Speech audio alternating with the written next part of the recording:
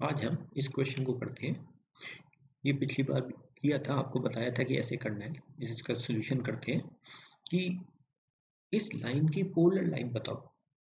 तो polar line क्या होती है कि यदि ये लाइन इसके हर पॉइंट का पोलर प्लेन यदि किसी दूसरी लाइन से गुजरता है, ये लाइन L1 है, ये लाइन L2 है, यदि इसके प्रत्येक पॉइंट का पोलर प्लेन ध्रुवीय समतल यदि इस रेखा से गुजरता है, तो ऐसी जो रेखा है, ऐसी जो लाइन है, वह पोलर लाइन कहलाती है ना। तो इसका सॉल्यूशन करते हैं कि इस रेखा पर किसी बिंदु का निर्देशांक, इस रेखा coordinates of any point on this line, इस रेखा पर किसी बिंदु के निर्देशांक क्या होंगे, x प्लस क्या लाइन क्या है, x plus 1/2, y minus 2/3, z plus 3/1। तो किसी बिंदु के निर्देशांक कैसे मिलते हैं कि भाई इसको k मान लेते हैं। तो अब इसको सॉल्व कर लिया तो ये क्या आया, 2k minus 1, 3k plus 2, k minus 3।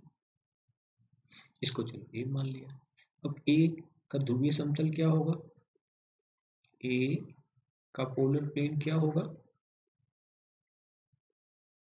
ध्रुवीय समतल क्या होगा जानते ही है, 2k minus 1 x plus 3k plus 2 y plus k minus 3 z equal to 1। अब इसमें k वाली टर्म्स को अलग कर लेते हैं और दूसरी टर्म्स को अलग कर लेते हैं, तो हमको क्या मिलता है, minus x plus 2y minus 3z minus 1। और k वाले टर्म्स को अलग कर लेते हैं, ये k कॉमन लिया तो क्या बना, 2x plus 3y plus z 0। तो ये इसको देखें तो ये ध्रुवीय समतल स्पष्ट है, स्पष्ट था। यह ध्रुवीय समतल पोलर प्लेन,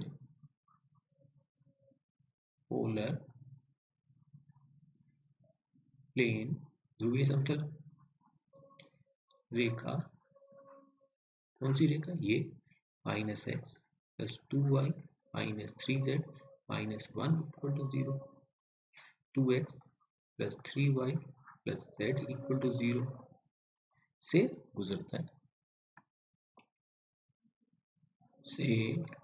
है,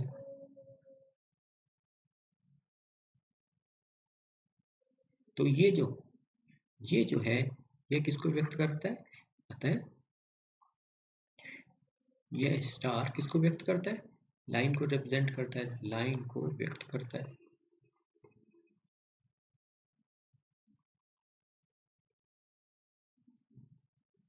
अब दूसरी बात आ सकती है, ये तो कहने का मतलब क्या हो गया, यह इसकी पोलर लाइन, यह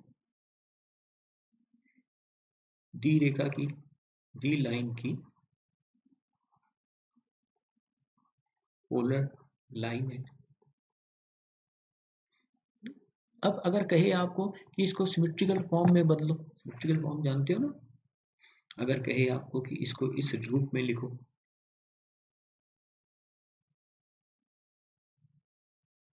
तो अब इसको हम इस रूप में बदलेंगे। कैसे बदलते हैं, 12वीं में आपने करा होगा, बट चलिए, इस लाइन पर किसी भी पॉइंट के कोऑर्डिनेट्स, ये रहे, लाइन किससे गुजरती है, अल्फा बीटा गामा। तो अब चलिए, coordinates of any point, coordinates of any point, इस रेखा पर किसी बिंदु के निर्देशांक क्या मिलेंगे, coordinates of any point on line. चलो मान लेते हैं कि z0, कुछ भी ले सकते हैं, सुविधा के लिए हम z को 0 ले लेते हैं, तो z माना z0 है, तो minus x plus 2y minus 3z, z तो 0 है, माइनस 1 इक्वल टू 0 ये, और साथ में क्या बन गया 2x plus 3y equal to 0,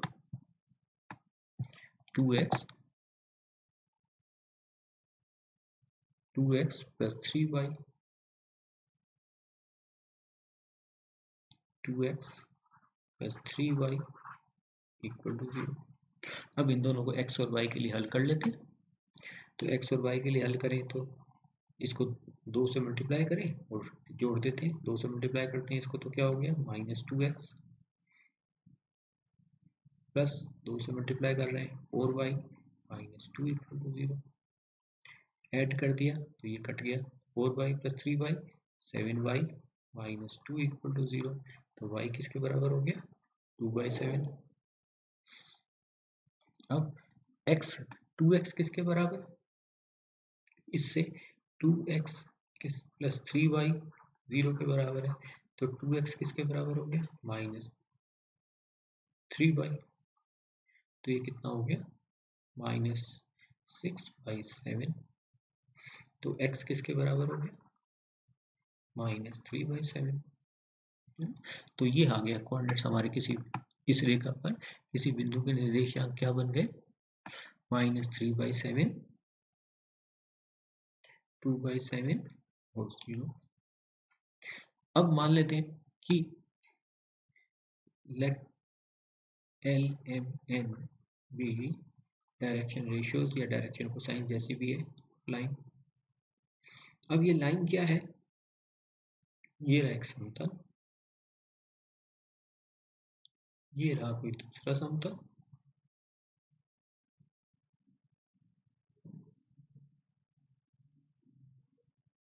तो ये रहे दो समतल मिलके क्या देते हैं, ये लाइन देते हैं,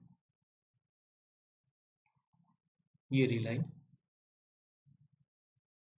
ये लाइन देते हैं। इस लाइन के डायरेक्शन रेशियो जो है वह क्या है एल एम एन। वैसे प्लेन की इक्वेशन क्या होती है, फर्स्ट डिग्री इक्वेशन होती है किसमें एक्स वाई और जेड में। तो ये ए बी और सी क्या है, ध्यान होगा आपको, ए बी और सी ये प्लेन है, ये रहा समतल। तो ए बी सी और ए बी और सी क्या है, इसके नॉर्मल के, इसका कोई नॉर्मल है तो इसके डायरेक्शन रेशियोज या डायरेक्शन कोसाइन जैसी भी स्थिति है ना, तो ये ए बी सी। अब यहाँ पर क्या है, ये रही लाइन एल एम, ये प्लेन क्या है, ये लिखा ये minus x plus 2y minus 3z minus 1 equal to 0, minus x plus 2y minus 3z plus 1 minus 1 equal to 0, minus 1 equal to 0। तो ये माइनस 1 2 और माइनस 3 क्या है, ये माइनस 1 2 और माइनस 3 क्या है, इस प्लेन के नॉर्मल के डायरेक्शन में। और इस लाइन, ये तो लाइन इस समतल में ही है तो ये परपेंडिकुलर है, इसके direction ratio l m n है, इसके माइनस 1 2 माइनस 3, तो इसका मतलब क्या हो गया L1 L2 plus M1 M2 plus N1 N2 minus 1 into l plus 2 into m minus 3 into n equal to 0, अर्थात minus l plus 2m minus 3n equal to 0। इसी प्रकार से दूसरे प्लेन की इक्वेशन क्या है 2x plus 3y plus z equal to 0, ये क्या है 2x plus 3y plus 2x plus 3y plus z, तो 2x plus 3y plus z, ये दूसरा प्लेन दिया अर्थात 2l प्लस अर्थात 2l plus 3m plus n। अब हमें l m और n में रिलेशन निकालना है कि क्या है। तो इस वाले को 2 से मल्टीप्लाई करते हैं और ऐड, देखो इसको 2 से मल्टीप्लाई किया तो -2l plus 4m minus 2l plus 4m minus 6n equal to 0। इनको ऐड कर दें तो क्या बनता है 4m plus 3m 7m n minus 6n minus 5m equal to 0, है ना। तो ये क्या हो गया 7m इक्वल टू 5n। तो इससे m किसके बराबर हो गया 5n 5/7m। किसी में भी रख देते हैं, इसमें रख दें तो 2l plus 3m 5n/7 plus n equal to 0। तो ये किसके बराबर हो गया 2l, ये 5 इंटू 3 15, एलसीएम ले लेता हूँ 7, 5 into 3 15 plus 7n equal to 0। तो इसका मतलब क्या हो गया 2l plus 22n equal to 0। 2 ये कट जाता है तो 11। तो इसका मतलब क्या हो गया l इक्वल टू -11/7n। और m क्या है 5/7n 5/7n, अर्थात n किसके बराबर हो जाता है n/7 किसके बराबर है l/-11। और इधर से n/7 क्या कहते हो m/5। तो इससे क्या पता चला l/-11 equal to m/5 equal to n/7। तो ये डायरेक्शन रेशियोज इसके प्रोपोर्शनल है। तो इक्वेशन ऑफ लाइन क्या हो गई, इक्वेशन ऑफ लाइन क्या हो गई किससे x माइनस पॉइंट क्या आया था हमारे पास, ये x -3/7 2/7 0, पॉइंट क्या आया था -3/7 2/7 0। तो x minus alpha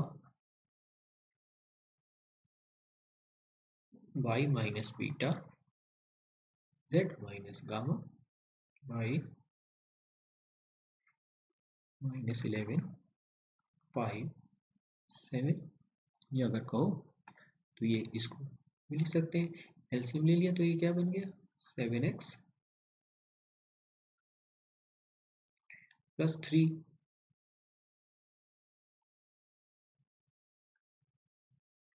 y -11 into 7, ये 7x बाई 3 बाई 7 था। इस 7 को क्या लिख सकते हैं, ये नीचे लिख सकते हैं तो ये नीचे लिख दिए। इसी प्रकार से equal to 2y, sorry LCM लिया तो क्या बन गया 7y माइनस 2, ऐसे ही 5 इंटू 7 इक्वल टू z/7। तो अब आप क्या देख रहे हैं इसमें 7 7 7 सभी में काट सकते हैं फैक्टर को, तो इसको काट दिया तो क्या बन गई हमारी equation 7x plus 3y minus 11 equal to 7y minus 2/5 equal to z। तो ये इसकी पोलर लाइन आ गई। चलिए अब आप कीजिएगा, ये आपके लिए असाइनमेंट है।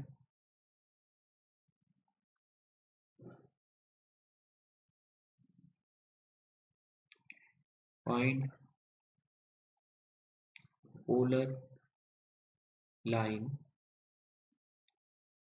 ऑफ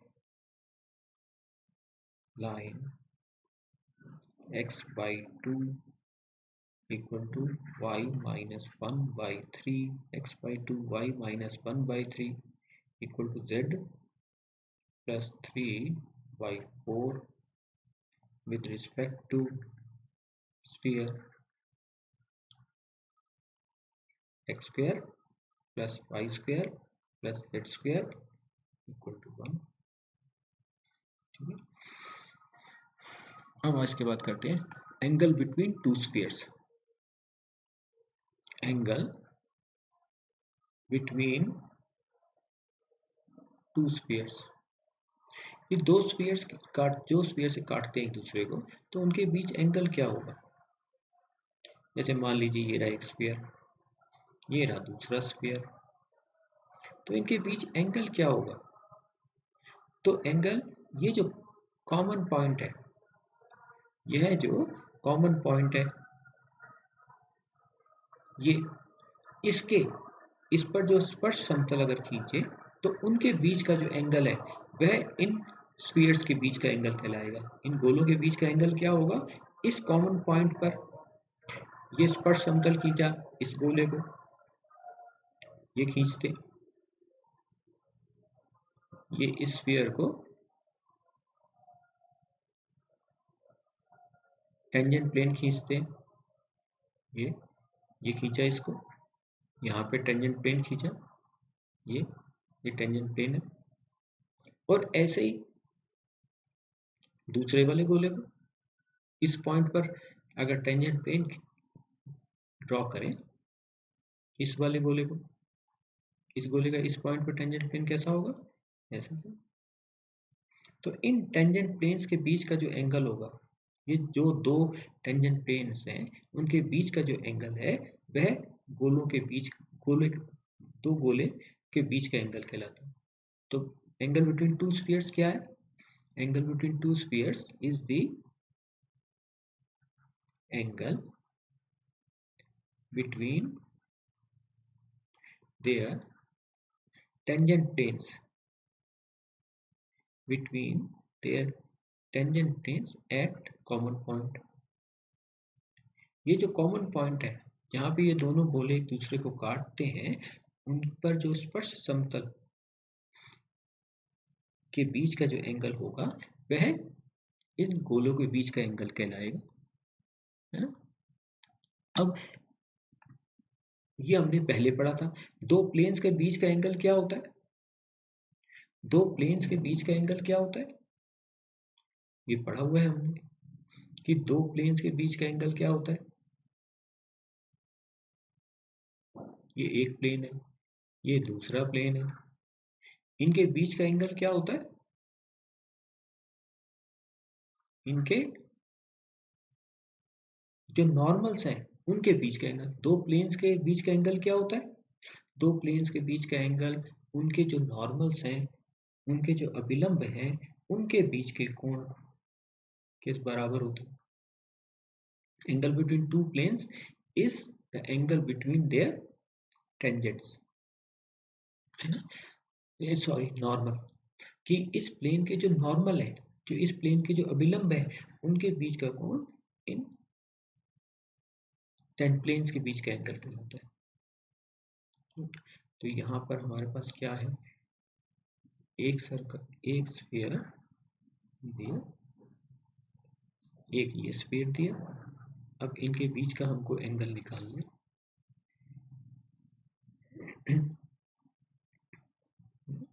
तो क्या करना होगा हमको, इस पर जो टेंजेंट प्लेन खींचा इस पॉइंट पर, उनके बीच का, अब ये टेंजेंट प्लेन खींचा इसको, तो हमने क्या जाना था कि ये अगर S1 स्फीयर है, ये S2 स्फीयर है, इसका सेंटर C1, तो ये जो सेंटर को इस प्लेन, यहाँ पे टेंजेंट प्लेन खींचा, ये लाइन इस पे राइट एंगल होती है, ये हम जानते हैं। इसी प्रकार से दूसरे वाले स्फीयर को, सेंटर को जोड़ने वाली इससे जो लाइन है वह राइट एंगल है, इस पर 90 डिग्री का एंगल बना दिया। तो ये तो हमने अभी ये देखा कि ये एंगल बिटवीन टू स्फीयर्स है। तो अब ये एक बात ये आती है कि भाई ये एक यहाँ पर दोनों गोले काटते हैं, यहाँ भी दोनों गोले काट रहे हैं, तो क्या ये दोनों अलग अलग होंगे क्या, है ना। एंगल बिटवीन टू स्फीयर्स हमने क्या किया, is the angle between the tangent planes at this point. तो ये भी गोले यहाँ भी काट रहे हैं, ये अगर P1 पॉइंट है, ये P2 पॉइंट है, यहाँ पे काट रहे हैं, तो क्या ये दोनों एंगल समान होंगे क्या? तो वैसे अगर देखें तो इसमें से ये C1 ये C2 इनको अगर जोड़ें, ऐसे इसको जहाँ पे ये कॉमन पॉइंट है यहाँ टेंजेंट प्लेन से जोड़ा, इसको टेंजेंट ये जोड़ा है ना, C1 को इस पॉइंट। तो अब इन ट्रायंगल्स को अगर देखें तो हमको क्या क्या मिलता है? क्या ये हमारा क्वेश्चन क्या है कि ये गोले दो जगह पे काट रहे हैं। हमने कहा कि गोलों के बीच का कोण क्या होता है कि कॉमन पॉइंट पर उनके टेंजेंट प्लेन्स के बीच का एंगल। तो गोले तो दो जगह पर काट रहे हैं, P1 और P2। तो क्या ये जो एंगल्स हैं ये अलग अलग होंगे या समान होंगे? तो हम इसका उत्तर ढूंढ रहे हैं। तो हम ये देखते हैं ट्रायंगल्स में C1P क्या है, रेडियस R1 इसका, और ऐसे ही C1P2 क्या है, ये भी इसी गोले का रेडियस। इसी प्रकार से P1 ये इसी प्रकार से C2P1 क्या है, इस गोले का रेडियस R2। और ये C2P2 क्या है, ये भी R2, अर्थात यह C1P1 ये C1P2 के बराबर है। C2P1 C2P2 के बराबर है, रेडियस है एक स्फीयर की। और C1 C2 क्या है, तो कॉमन है दोनों ट्रायंगल्स में। अगर ट्रायंगल C1 P1 C2 और ट्रायंगल C1 P2 C2 देखें तो क्या पाते हैं कि ये दोनों ट्रायंगल्स कैसी हैं, कॉन्ग्रुएंट है।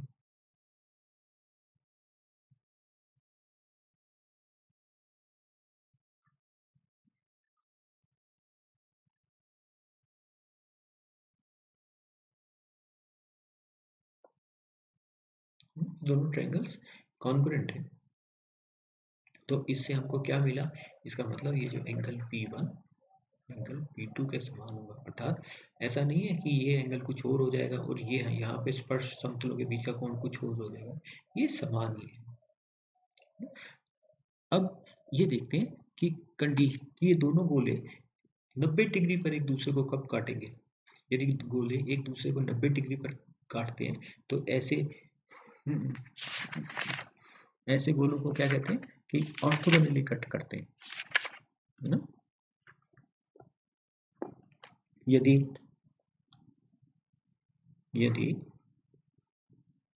गोलों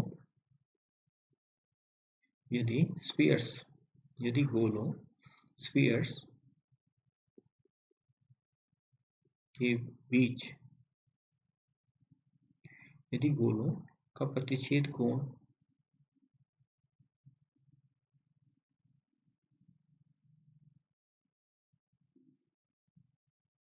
का प्रतिच्छेद कोण 90 डिग्री हो तो क्या कहते हैं, गोले लंबिक गोले कहते हैं।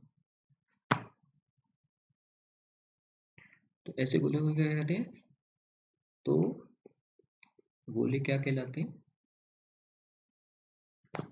लंबिक गोले कहलाते हैं।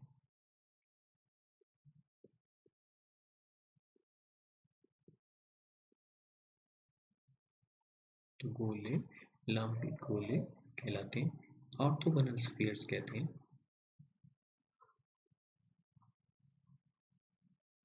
यदि इन गोलों के स्फीयर्स के बीच का जो पॉइंट ऑफ इंटरसेक्शन है, जो अगर गोलों के बीच का जो एंगल है, angle of intersection of to spheres, यदि वो 90 डिग्री हो तो ऐसे गोलों को क्या कहते हैं कि ऑर्थोगोनल स्फीयर्स कहते हैं। तो अब हम कंडीशन निकालेंगे कि